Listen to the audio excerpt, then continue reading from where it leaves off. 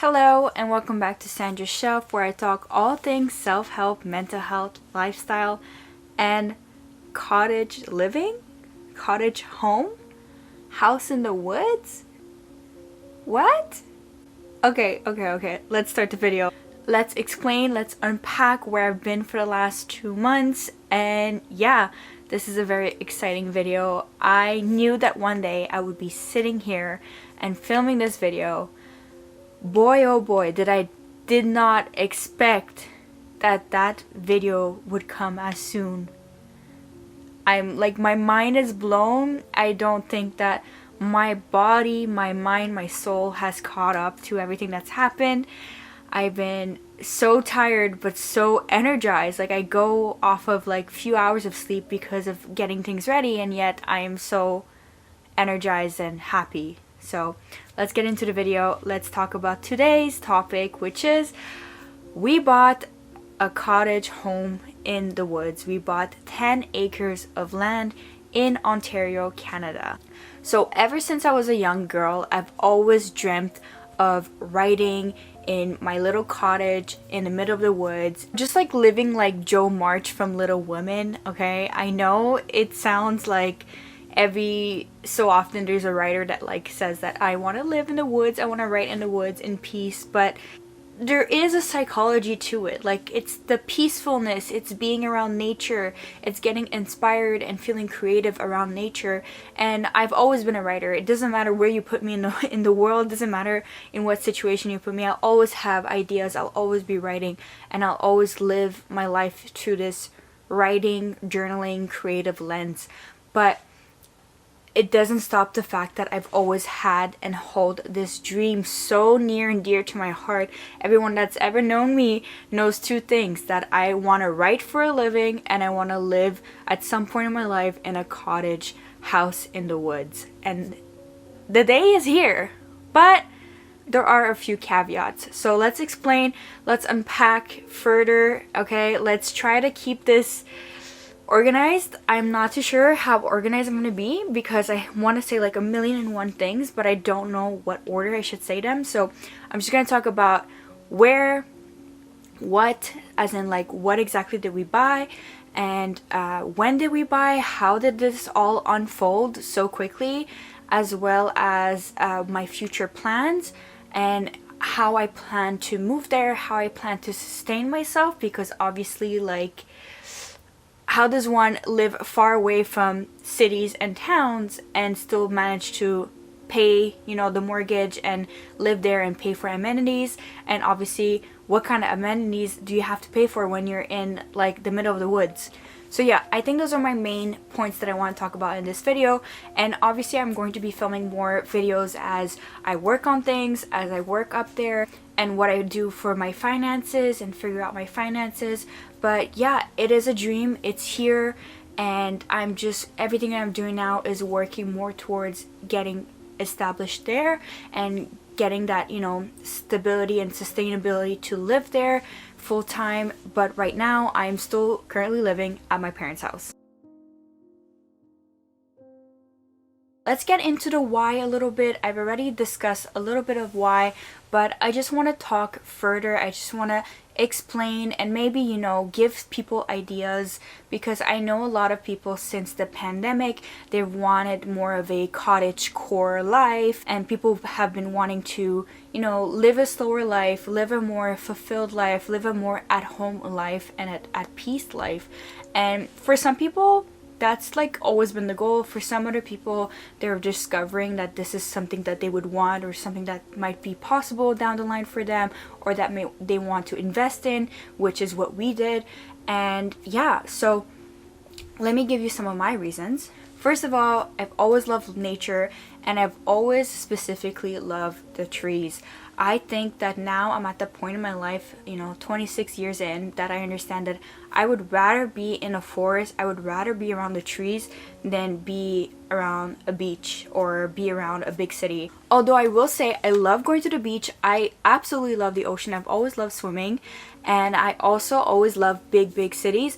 But I've never lived in a big city. I went to school at the University of Toronto, and I was commuting up to 2 hours, 2.5 hours every day and even more than that. So I think like a total of 3 to 4 hours a day, going to school for 5 years. I did my undergrad and master's there, and so I always loved the idea of living in the city, but Toronto is so expensive and it's so ridiculous. And the path that I chose for myself after I graduated at the height of the pandemic.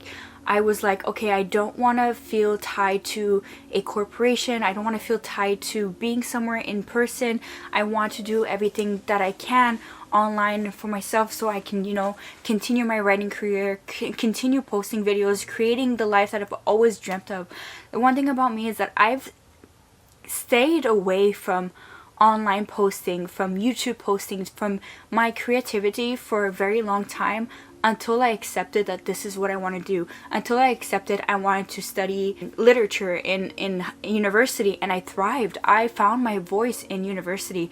I know there's a lot of critique towards the institution of universities and, you know, of higher education. However, for me, it actually really helped me, and I'm really grateful of that time, because I learned so much about myself, because I learned so much about what I do want to do, what I don't want to do. I learned so much about writing and reading and, you know, being more attentive to words and what's being said, what's being not said, what's being written, what's not being written. Like, it's given me a lot of discernment and nuance in my life, and for that I'm always will be grateful.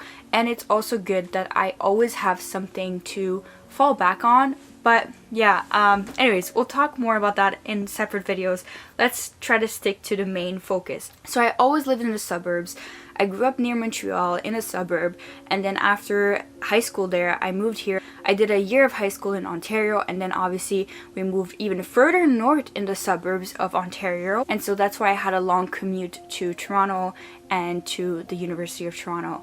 But again, like I said, I'm very grateful for that, but I've always wanted to get away from the suburbs. I told myself since I was young, I'm either going to be living in cities for the rest of my life, or I'm going to live in the woods. And I'm at that point in my life right now for the next few years to live in the woods, to advance my writing career, to advance my content creation path, and yeah, just, you know, be the most creative version of myself, be the most relaxed also, like for my nervous system. Like, I am someone who gets overwhelmed really quickly, and I know that a lot of it has to do with my own brain and my own way of seeing and viewing things, but I just want that peacefulness, that quiet. I just want to be able to like leave the house and go into my forest. Like, I really do want to do that, and I really do want to also pay it forward. Like, I love books, and I love, you know, consuming books and buying books secondhand, and all of these books come from a forest, and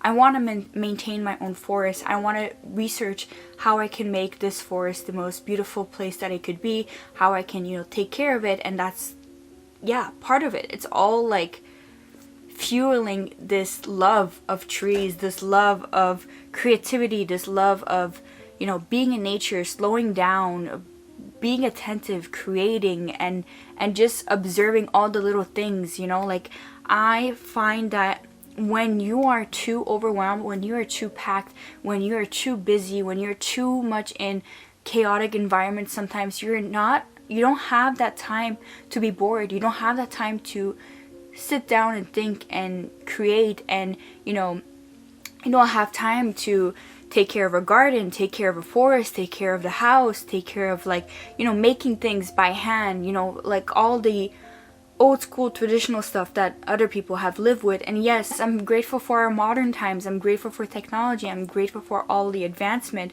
but I just know that from a young age, I've always liked the old ways. I always liked the old school stuff, you know. I like physical stuff, I like typewriters, you know. As much as I love the internet and I live partially on the internet, I want that space where it's like, okay, I work online, I work on the internet, but I disconnect. Like, for the rest of my like life, it's like, it's gonna be like a few hours on the internet, and the rest is like in nature, okay? In my books, in my writing, in my creative land, basically. Okay, so when did this happen? This happened so quickly. So I posted my last video maybe about 2 months ago, and then right after, like, I kept like just thinking about you know, my cottage and my future cottage and my future home in the forest and my writing career and how I want my writing career to go, how I want my YouTube to go. I just kept thinking about these things. I do this every so often, and it's something like, I'm a very big visualizer. I'm a person that visualizes a lot, and I'm a person that likes to escape in my mind. So when I feel happy or unhappy, I like to think of things, and I usually think of being in the woods. When I'm unhappy in my real life and I can't escape, I usually think of like writing in the woods, escaping to write in the woods, and it's just something that always has been like my safety net. And I will talk about how I quote unquote manifested this life and this cottage in the woods, because it's crazy to think that like everything I wrote down and have been writing about and journaling about for the last few years of my life is coming true. Like everything that I ever dreamt, okay, somehow things are aligning, and I never knew how they would align. I just was, you know, hopeful, and I trusted the process. I trusted my abilities to get them to align. So that's gonna be the next few videos. I'm gonna talk about how I manifested this for myself. And yeah, so I just was going on listings, okay, and I was looking at places not nearby but like nearer by, like 1-2 hours away from where we live, and I just like found a place that I was so enamored with, I was so in love with, okay. But there was an issue with the first place, and it's the fact that the first place was built on a floodplain, and that means that you can't really construct there. It means that you don't really have access all season long there, and there were so many little things, right? So I live in Canada, I live in Ontario, and Ontario can get really cold in the winter time, so you want to make sure that wherever you get, it's not too far remote, and it's also like you have all season access if you want to actually live there, if you're not just cottaging in the summertime. So that's the first place that I really saw, and I fell in love. And it had like high ceilings, it really looked like a cottage, it was beautiful, it had a little river, it had a land, it had forestry, and I really thought, okay, this is it, this is my place. It was very cheap, and I was like, I want this. And I obviously brought it up to my parents, but yeah, they were like, no way, I don't think this is a good idea. And then we just started looking at other properties from there, and we found a second property, and we went to visit that property, and it was also a no-go, and it did not speak to me at all. Like the forest was away from the land, but there was like 1 acre of land. So at that point I'm like, okay, I'm not gonna keep my hopes up anymore. It's great that now my parents know how serious I am about, you know, living alone in the woods, how serious I am about, you know, really pursuing this path of like creativity, of writing full time, as well as creating content full time.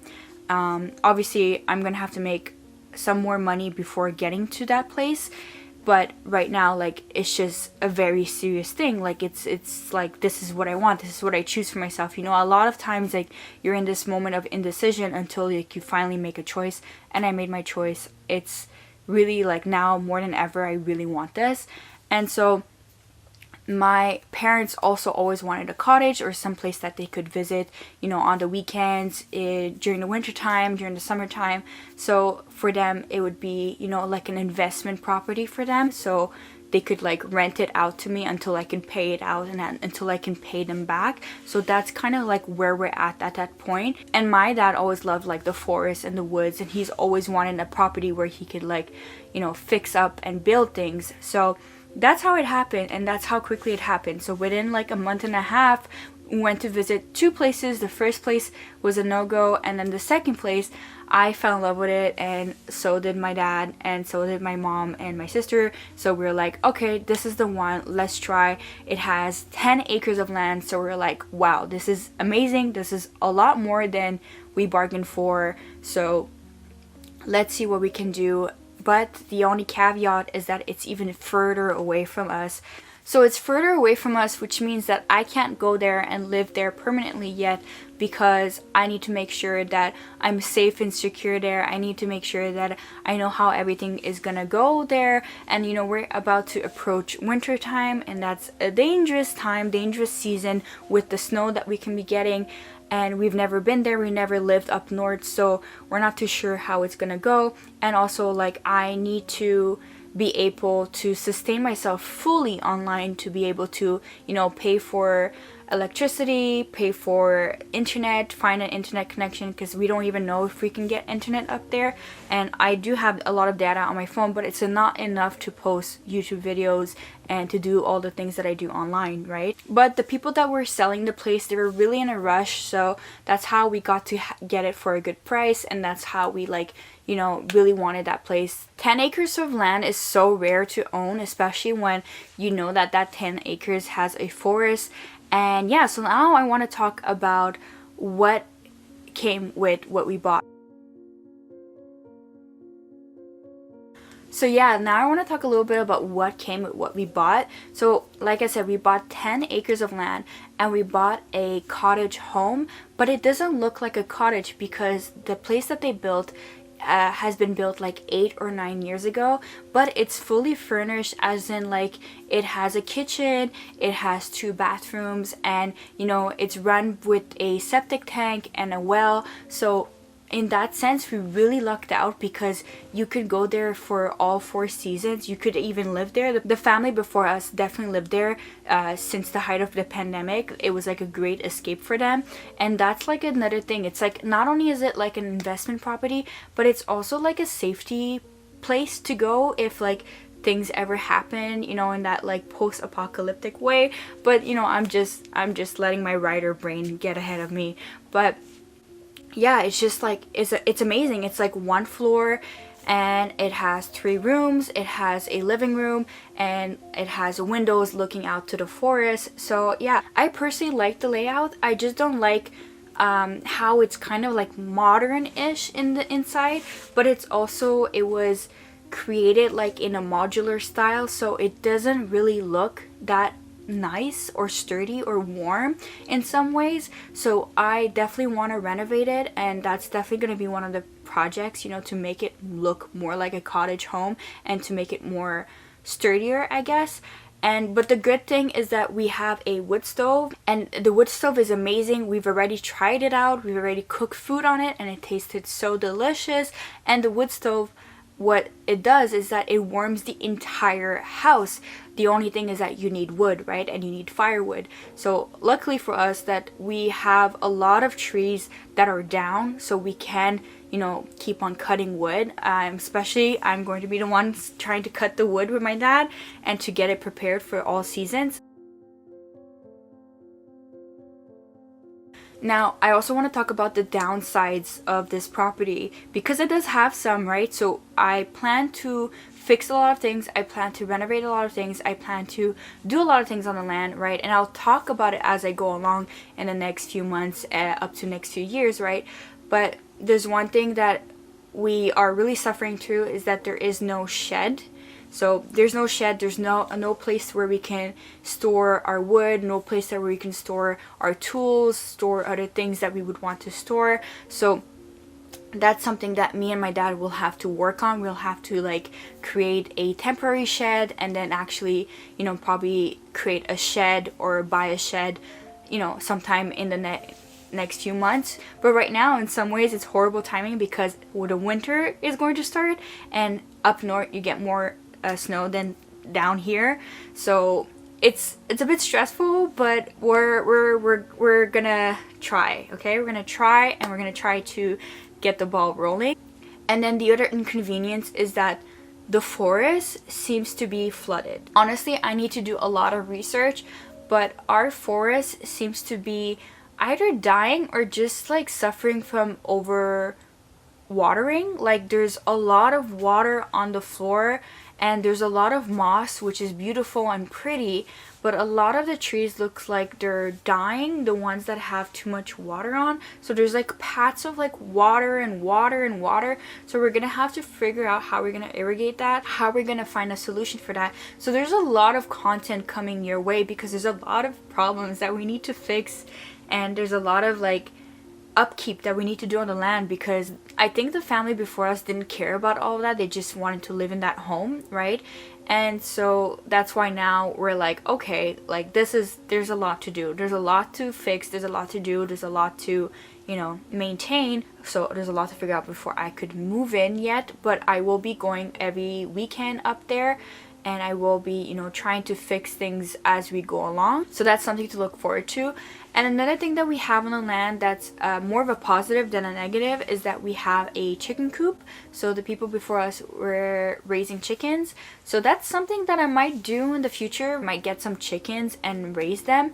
And I also want to do a garden, like I said. So there's a lot of work, but I obviously can't have chickens until I learn about raising chickens, and I obviously can't have chickens until like I move there. So yeah, the great thing is that it's livable, it's beautiful, and it's perfect, and you know, it just needs adjustments and renovations as we go along, as we figure out what we want to do with it, what we want to do on the land too, as in like where we want to put our garden, where we want to plant maybe more trees to make it look, you know, more fuller, nicer, and you know, to give back to obviously our forest. So yeah, that's what our 10 acres consist of a chicken coop, of a little house, and then 10 acres of forest. Another thing is that we have wildlife apparently, so we have wolves, moose, maybe bears, and foxes, and I'm not too sure what else, but that we have the full range of the Canadian animals. So that's another thing that I would have to be prepared for when I move there, because I don't want to get visitors. I mean, I love animals, don't get me wrong, but I don't want to feel confronted with an animal. Like, I don't want to harm an animal, and I also don't want to lose limbs, if you know what I mean. I don't want to, you know. So that's something to be careful of and to prepare for. And there's just a lot of things that we need to prepare for. There's a lot of things that we need to figure out. But the first thing that I need to figure out is how I'm gonna make a livable working wage online. So this is where we're going to come into the financial planning and the plans that I have for myself specifically in the future, because I obviously want to be the one moving there. I want to be the one paying for everything. And yeah, so let's talk about that. So for those who follow me know that I've been working online for the last 2 years, and I've been posting videos on TikTok, on YouTube, and you know, just growing my online presence, growing my online blog. I have a blog as well that's been making me some money, and I have YouTube that's making me some money. Obviously it's nowhere near livable wage, but it's a start, and it's something that I focus my time and effort to grow, and I know that it's gonna grow more and more. The more I post, the more time goes along, the more SEO, you know, picks up my content. So that's well and swell. And so for the last few years, what I had to do is figure out ways to make money online, figure out ways to, you know, save money, invest money, and that's what I've been doing. So I have some investments, I have some savings, and I also have had a few part-time jobs in the last few years. So I've worked at a bookstore, and I've worked other odd jobs, and I also do some freelancing. So the problem is I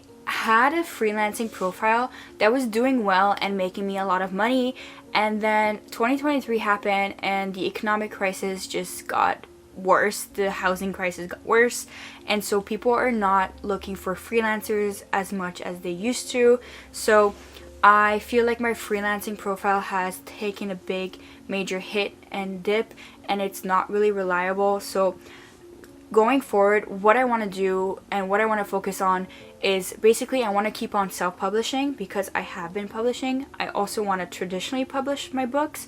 So I have a few books in the works. I have a few self-published books in the works, and those are two kind of like income together that I want to do. But obviously those are harder to do because you need that time and effort to write, edit, and also for traditionally publishing, I need to find an agent. So those are just things that I'm doing as well. Then I have YouTube and blogging, as well as, you know, growing my following online everywhere. So if you guys are interested in supporting me, you could always, you know, subscribe, like, watch my videos, comment on my videos, as well as look at the description to find my other profiles online and my second YouTube channel. So I'm running 2 YouTube channels at once, and moving forward I want to post weekly on both channels. I want to post more on this channel and on the other channel, which is focused on books and writing and some vlog content as well. So I love to do content around books and writing, but I also love to do this type of content, which is more like lifestyle, finances, money, mental health, self-help, and the things that I learned and the things that I experienced in my own life. So yeah, I just have a lot to me, and I felt like when I started off, I wanted to put everything on this one channel, but it just felt weird to add in like fiction and writing and vlogging about writing and about reading into this one. It would have been like such a big channel, but it would have probably turned some people off, from having the distinctive like lifestyle content versus the writing and reading and bookish content. So that's what I ended up doing, and I'm okay with it, and I really enjoy posting on both. And like I have moments where I'm more creative or I'm more able to vlog if I'm not like doing projects online, doing freelancing projects. So then I get to film more and I get to post more on YouTube. So that's why I want to shift away from freelancing, although I know it's a way to make money online without having to go somewhere to work, and that would be a way to like sustain myself. But I do believe in myself, and I do believe that right now I can focus on content more, and I can focus on my writing more, as well as finding a job, a part-time or a full-time job. I don't really mind, because I would still work on this type of content, right? Honestly, the point of that full-time or part-time job would be to invest a lot of that money and save all that money to be able to sustain myself when I move up there. So, until I can find a way where I make enough consistent income online doing the things that I do with my blog, my YouTubes, and my writing, I'm going to be working a job until I can sustain myself fully, because I obviously don't want to move there and encounter that problem, because I'm living in the woods. There's not really any jobs that I can do around there, and it's way too far away. Like that's hours of driving, right? That's where I am at financially. And so if you want to see me move up there, okay, if you want to see me do like full-time content in the cottage up there in the woods, then the best way to support me would be obviously to watch my content, to support my content. In the future, I do want to make some maybe subscription based content, but right now I want to keep everything free. I want to build this community.